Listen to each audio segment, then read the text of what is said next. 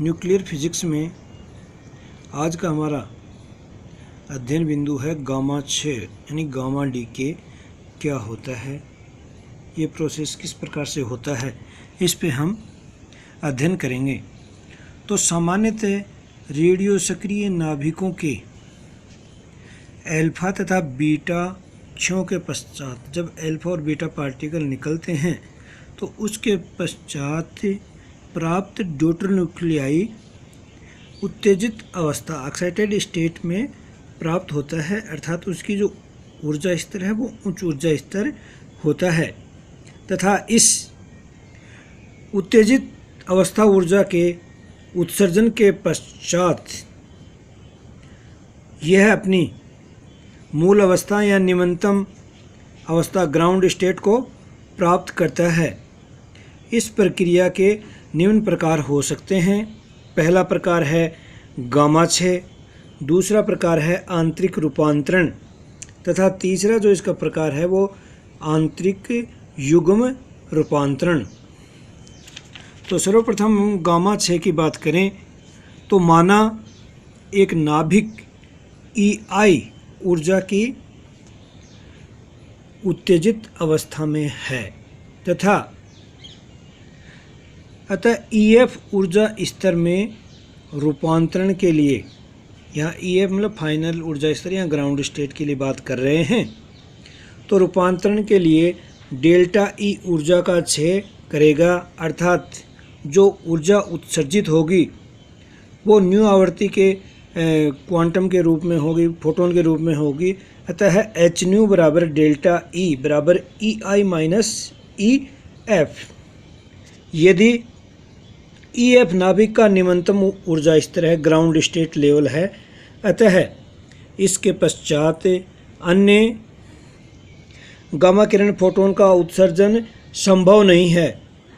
Gamma 6 के पश्चात gamma 6 के दौरान नाभिकों के आवेश तथा द्रव्यमान में कोई परिवर्तन नहीं होता है। जैसे हम उदाहरण लें सीजियम 137, तो जब सीजियम 137 नाभिक बीटा 6 करता है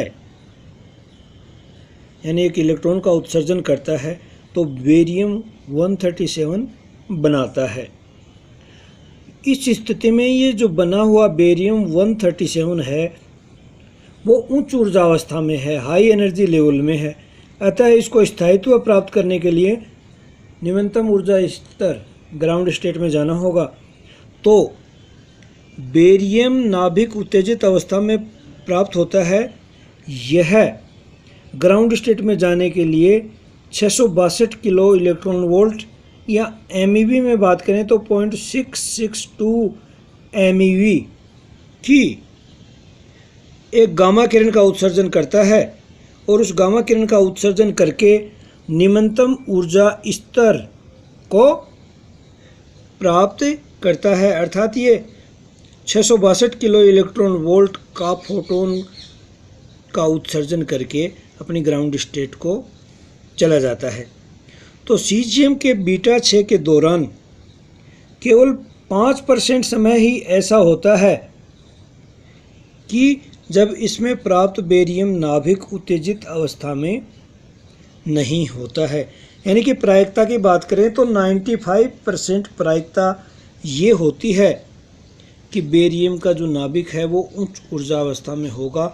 मात्र 5% प्रायिकता ऐसी होगी जब ये माना जा सकता है कि बेरियम का नाभिक है वो उत्तेजित अवस्था में नहीं होगा। यदि इसको हम रिएक्शन के रूप में लिखें तो 137 बेरियम के स्टार लगा दिया है, तो ये बेरियम 137 यहाँ स्टार हटा दिया है, प्लस गामा फोटोन जिनकी ऊर्जा 662 किलो इलेक्ट्रॉन वोल्ट या 0.662 MeV है। इसी प्रकार यदि दूसरा उदाहरण कोबाल्ट 60 के बीटा 6 के लिए लें तो कोबाल्ट 60 के बीटा 6 के पश्चात जो निकल नाभिक प्राप्त होता है वो उत्तेजित अवस्था में होता है, तो उसके हमने स्टार लगा दिया है। तो 60 निकल स्टार ये गामा किरण निकालता है और अपने ग्राउंड स्टेट में आ जाता है। यहाँ पे हमने स्टार को हटा रखा है। यदि हम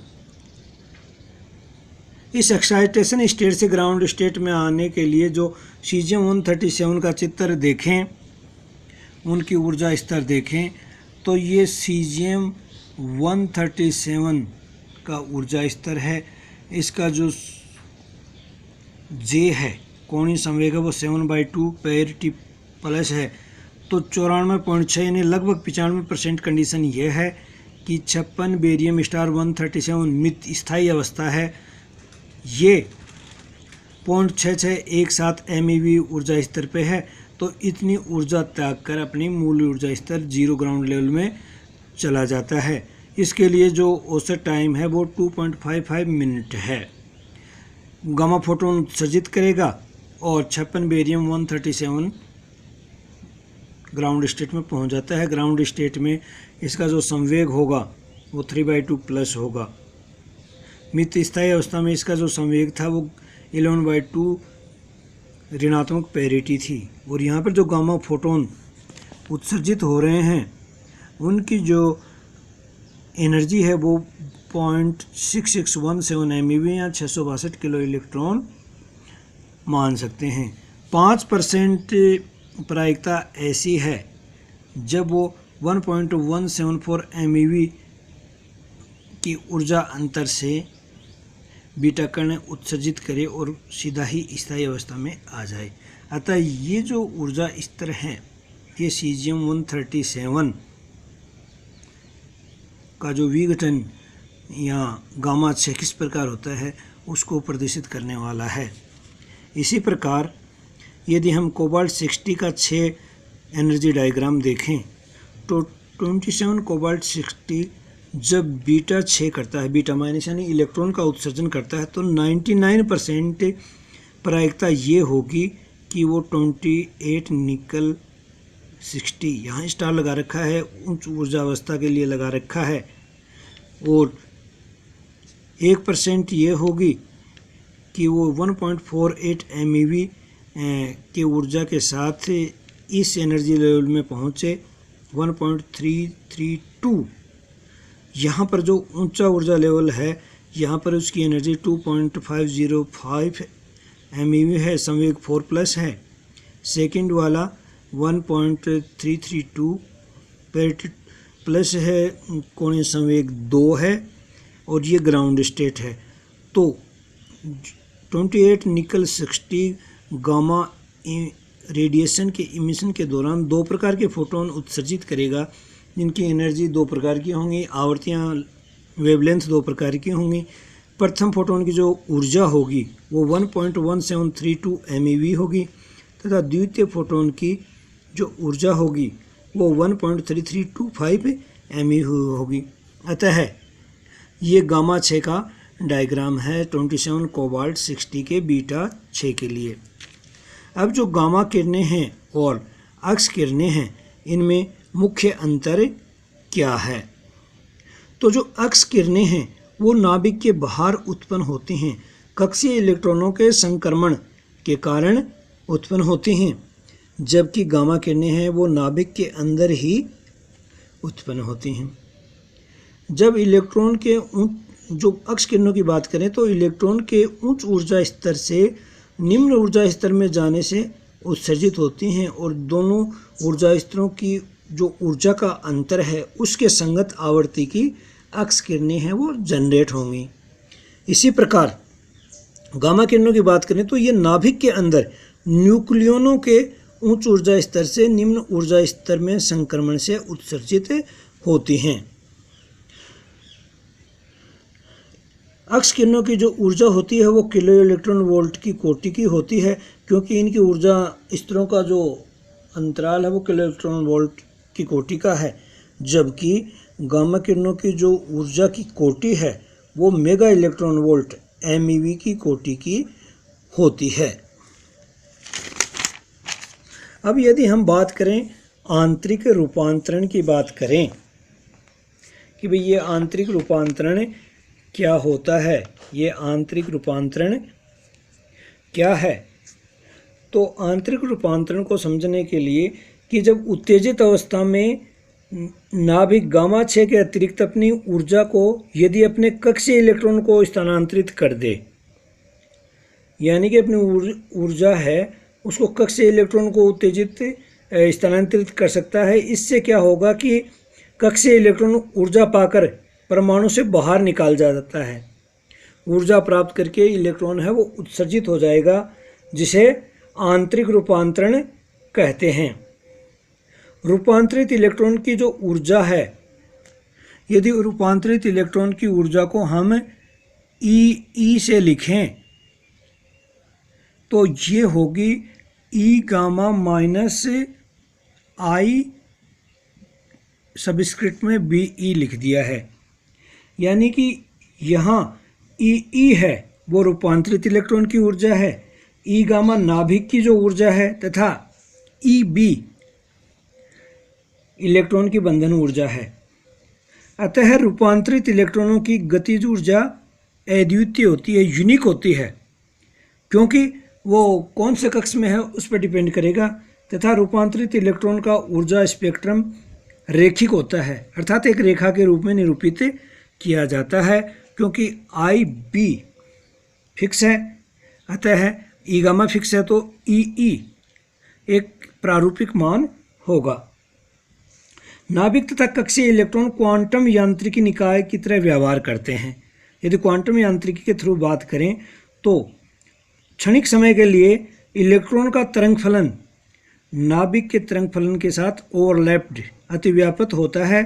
अतः इसकी अत्यल्प लेकिन निश्चित प्रायिकता होती है कि नाभिक अपनी उत्तेजित अवस्था ऊर्जा इलेक्ट्रॉन को प्रदान कर दे।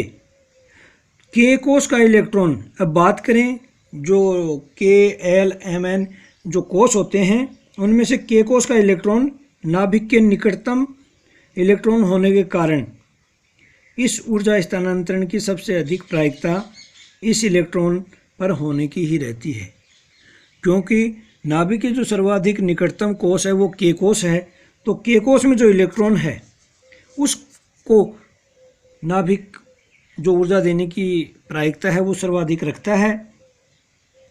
इसके पश्चात एल कोष, इसके पश्चात और ऊपर के कोषों की संभावना होती है। यदि गामा 6 तथा आंतरिक रूपांतरण की प्रायिकता गामा 6 और आंतरिक रूपांतरण की प्रायिकता यदि हम लेम्डा गामा तथा लेम्डा ई ले लें, गामा 6 की प्रायिकता, आंतरिक रूपांतरण की प्रायिकता, जो टोटल प्रायिकता है लेम्डा बराबर वो लेम्डा गामा प्लस लेम्डा ई के तुल्य होगी। और यदि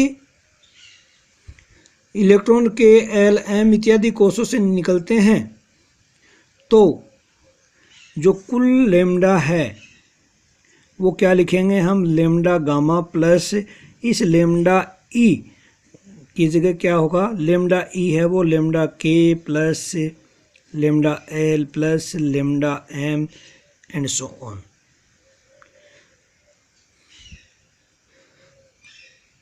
यदि दिया गया रेडियो सक्रिय पदार्थ किसी दिए गए समय में एन लेम्डा किरणें उत्सर्जित करता है तथा समान समय में एन ई रूपांतरित इलेक्ट्रॉन उत्सर्जित होते हैं,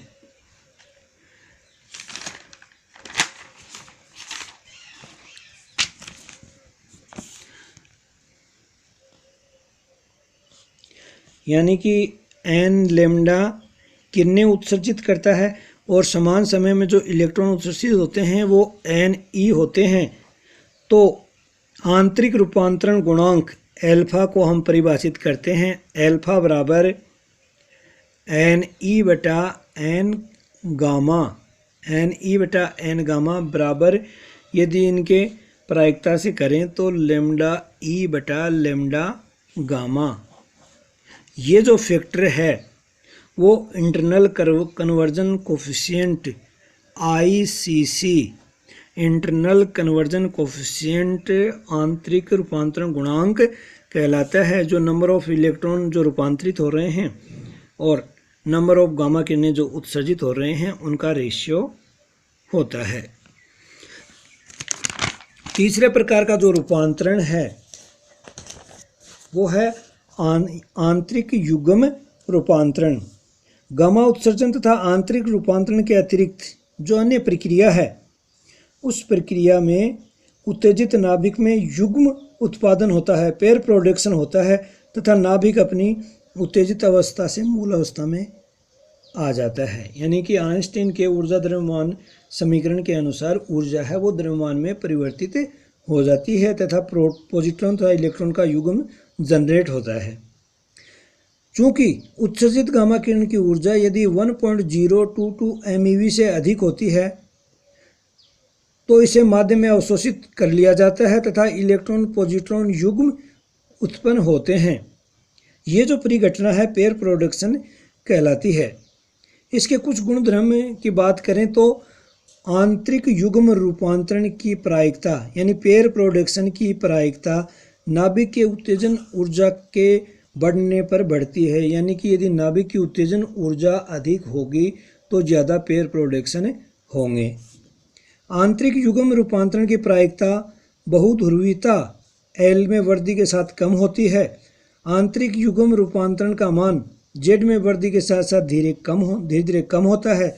यदि नाभिक की उत्तेजित ऊर्जा बहुत अधिक है, ग्रेटर देन 10 MeV है, तो आंतरिक युग्म रूपांतरण बहुध्रुवीयता पे निर्भर नहीं करता, सिर्फ और सिर्फ ऊर्जा पे निर्भर करता है और जितनी ऊर्जा संगत होगी उतने ही पेयर हैं वो प्रोड्यूस हो जाएंगे।